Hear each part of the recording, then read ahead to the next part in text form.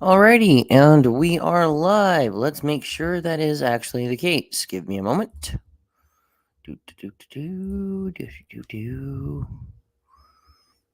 Alright, we're live on YouTube, and how about Rumble? Let's find out.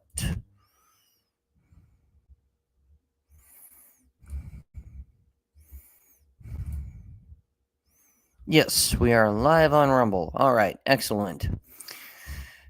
Hello, ladies and gentlemen, and welcome back to a third live reading from Murray Rothbard's The Anatomy of the State. We'll be covering Part 6, How States Relate to One Another. I am Mikhail, the Stray Cat, and for all of you who have been following and listening, I thank you dearly, and I hope that you will share this out. Without further ados and addendums, let's get into this. Part 6 of Rothbard's The Anatomy of the State, How States Relate to One Another. Since the territorial area of the Earth is divided among different states, interstate relations must occupy much of a state's time and energy. The natural tendency of a state is to expand its power, and externally, such expansion takes place by conquest of a territorial area. Unless a territory is stateless or uninhabited, any such expansion involves an inherent conflict of interest between one set of state rulers and another. Only one set of rulers can obtain a monopoly of coercion over any given territorial area at any one time.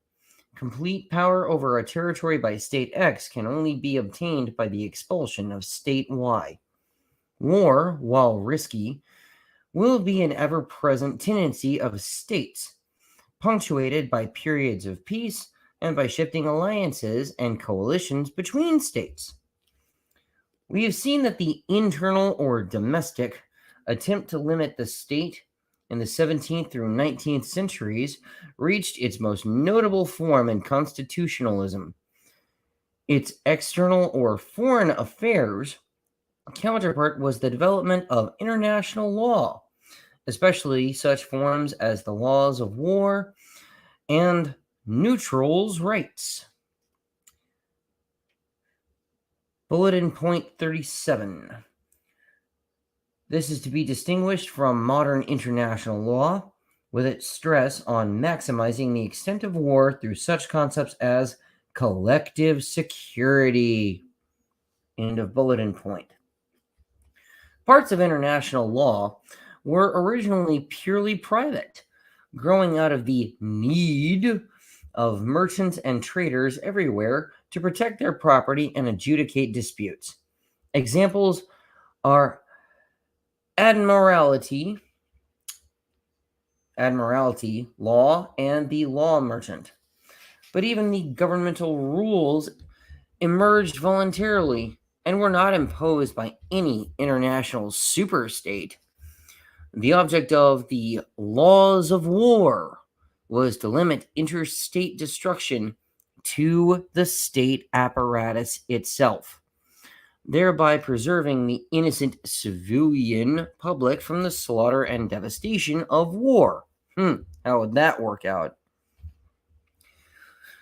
The object of the development of neutrals' rights was to preserve private civilian international commerce, even with enemy countries, from seizure by one of the warring parties.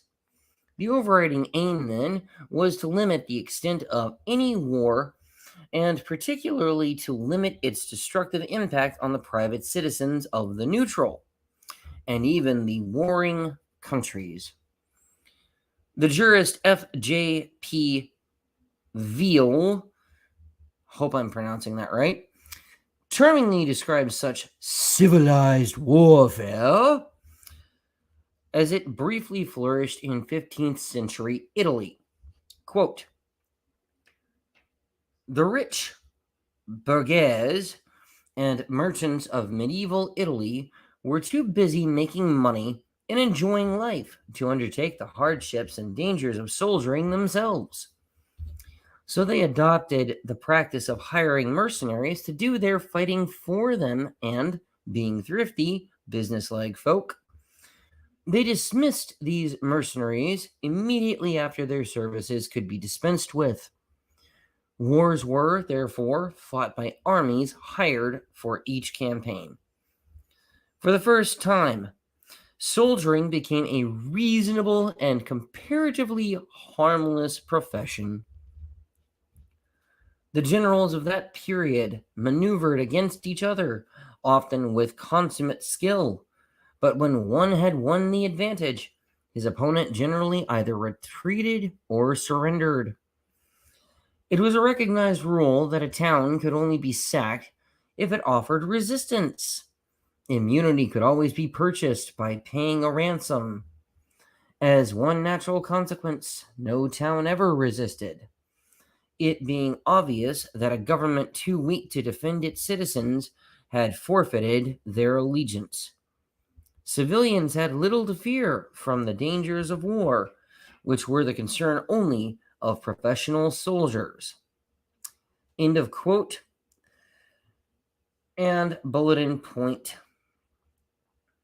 38. F.J.P. Veal, Advance to Barbarism, Appleton, Wisconsin, C.C. Nelson Publishing Company, 1953, page 63.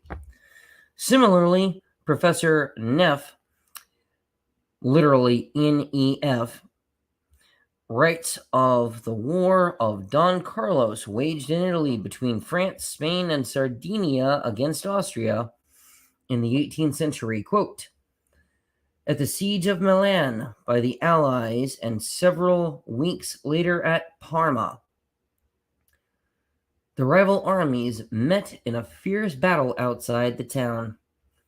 In neither place were the sympathies of the inhabitants seriously moved by one side or the other.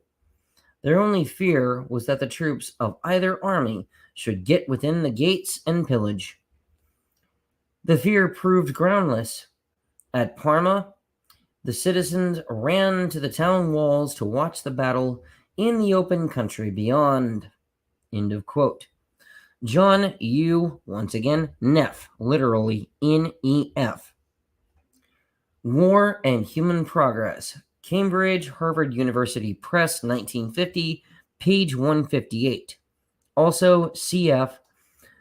Hoffman Nickerson, Can We Limit War? New York, Frederick A. Stoke Company, 1934. End of bulletin point.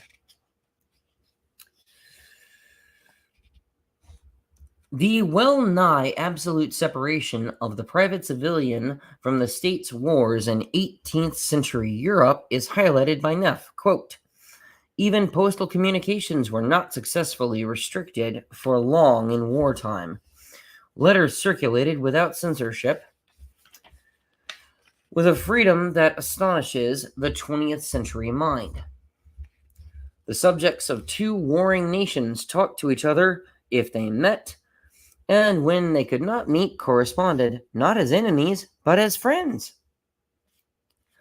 The modern notion hardly existed that subjects of any enemy countries are partly accountable for the belligerent acts of their rulers, nor had the warring rulers any firm disposition to stop communications with subjects of the enemy.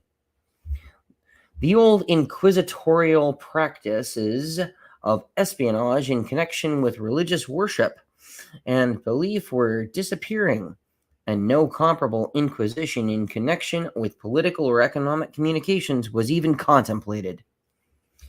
Passports were originally created to provide safe conduct in time of war. During most of the 18th century, it seldom occurred to Europeans to abandon their travels in a foreign country which their own was fighting. Bulletin point 39. Neff op. Cit. Page 162. Continuing quote. And trade being increasingly recognized as beneficial to both parties, 18th century warfare also countenanced a considerable amount of, quote, trading with the enemy, unquote, and end of quote. Bulletin point 40, IBID, page 161.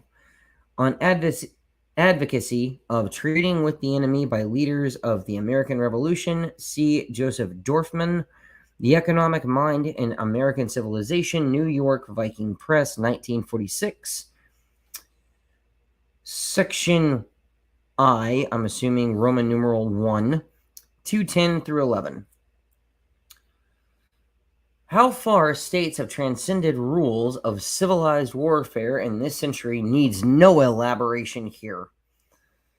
In the modern era of total war combined with the technology of total destruction, the very idea of keeping war limited to the state apparati seems even more quaint and obsolete than the original Constitution of the United States. When states are not at war, agreements are often necessary to keep frictions at a minimum. One doctrine that has gained curiously wide acceptance is the alleged sanctity of treaties. This concept is treated as the counterpart of the sanctity of contract. But a treaty and a genuine contract have nothing in common. A contract transfers in a precise manner titles to private property. Since a government does not, in any proper sense, own its territorial area, any agreements that it concludes do not confer titles to property. If, for example, Mr. Jones sells or gives his land to Mr. Smith, Jones's heir cannot legitimately descend upon Smith's heir and claim the land as rightfully his. The property title has already been transferred. Old Jones's contract is automatically binding upon young Jones because the former had already transferred the property. Young Jones, therefore, has no property claim. For the record, if anyone would like further elaboration regarding property rights, I strongly recommend you look to Shane Killian's Libertarianism and Property Rights from First Principles from several years ago. Seriously, it will explain a good bit. Just saying. Moving on. Young Jones can only claim that which he has inherited from Old Jones, and Old Jones can only bequeath property which he still owns. In other words, you can't give away that which isn't yours to begin with. But if, at a certain date, the government of, say, Ruritania is coerced or even bribed by the government of Waldavia, it is absurd to claim that the governments or inhabitants of the two countries are forever barred from a claim to reunification of Ruritania on the grounds of the sanctity of a treaty. Neither the people nor the land of Northwest Ruritania are owned by either of the two governments. As a corollary, one government can certainly not bind by the dead hand of the past, a later government through treaty. A revolutionary government which overthrew the king of Ruritania could, similarly, hardly be called to account for the king's actions or debts, for a government is not, as is a child, a true heir to its predecessor's property. And that concludes Section 6 of Murray Rothbard's The Anatomy of the State. Once again, thank you for joining me. I may go live again here later this afternoon. I may not. If I don't, hopefully I will see you tomorrow. But until then, whichever it may be, as always, live free or die trying.